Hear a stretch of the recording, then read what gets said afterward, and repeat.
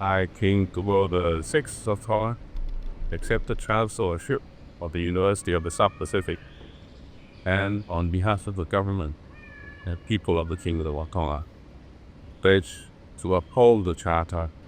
and statutes of the University.